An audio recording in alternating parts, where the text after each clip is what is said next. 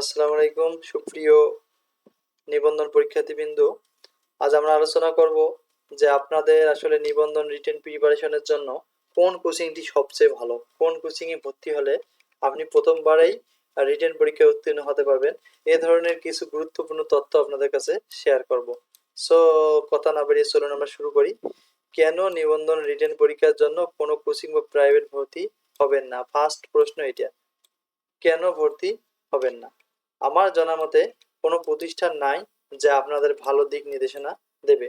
তারা অলওয়েজ চেষ্টা করবে আপনাদের সময়টা নষ্ট করার জন্য, এবং তারা অলওয়েজ চেষ্টা করবে ভুলভাল তথ্য দেয় বিভিন্ন ক্ষেত্রে, সঠিক তথ্য তো দেয় না। আবার দেখা যায় অনলাইনে যত কোচিংয়ে থাক না কেন, তারা কখনো আপনার রিটেন পরীক্ষায় টেকাতে পারবে না। কারণ রিটেন পরীক্ষায় আপনি যদি ভালোভাবে না লেখেন, সিলেবাস ফলো না করেন, তাহলে তো আপনি অবশ্যই পরীক্ষা পাস করতে পারবেন না। বরং আমি মনে করি আপনারা সবাই পূর্ণবয়স্ক এবং নিজের ভালো মন্দ সব জানেন।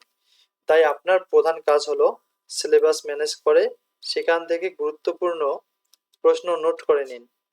আর আমি জানি যে যারা অনার্স বা ডিগ্রি পাস করেছে তারা অবশ্যই জানে যে সিলেবাসের কোন প্রশ্নগুলো গুরুত্বপূর্ণ, ওই প্রশ্নগুলো খাতায় নোট করে পড়া ও লেখা।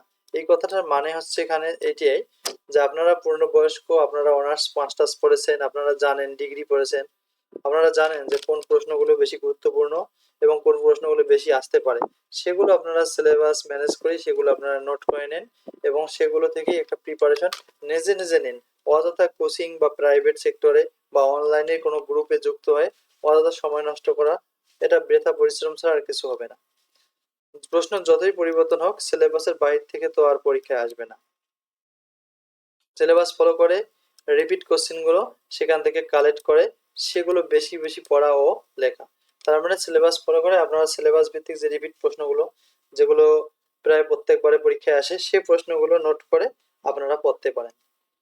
আমি বলবো কোনো কোচিং বা প্রতিষ্ঠানে আসা যাওয়া করতে যে সময় লাগবে অথবা তাদের অনলাইন ক্লাস করতে যে সময় লাগবে, ওই সময়গুলো আপনি বাড়িতে ভালোভাবে পড়ুন আপনার সিলেবাস থেকে, দেখবেন আপনার রিটেন রেজাল্ট অবশ্যই আসবে। তাই অযথা কোচিং বা টিউশনি এ ধরনের কোথাও ভর্তি না হয়ে আপনারা নিজে নিজেই ওই সময়টা প্রশ্ন নিজে পড়েন, কালেক্ট করেন, একটু ভাবেন, দেখবেন যে আপনার অনেক আইডিয়া আসবে যে কোনগুলো পড়তে হবে কোনগুলো পড়তে হবে না। তো তাই অন্যের কথায় কান না দিয়ে নিজে নিজে একটি সিলেবাস ভিত্তিক প্রস্তুতি নিন এবং ঠান্ডা মাথায় বাসায় লেখা প্র্যাকটিস করুন। মনে রাখবেন, লেখার উপর ডিপেন্ডস করবে আপনার রিটেন রেজাল্ট। তাই অযথা সময় নষ্ট না করে সময়কে কাজে লাগান। এরপরেও যদি কোনো কিছু জানার থাকে অবশ্যই কমেন্ট করবেন রিটেন যে কোনো আইডিয়া নেওয়ার জন্য। আমরা সামাজিক বিজ্ঞানের রিটেনে অলরেডি একটা পিডিএফ দিয়েছি এবং আমরা দুটি পিডিএফ দেব খুব সুলভ মূল্যে। আপনারা চাইলে আপনারা কমেন্ট করতে পারেন।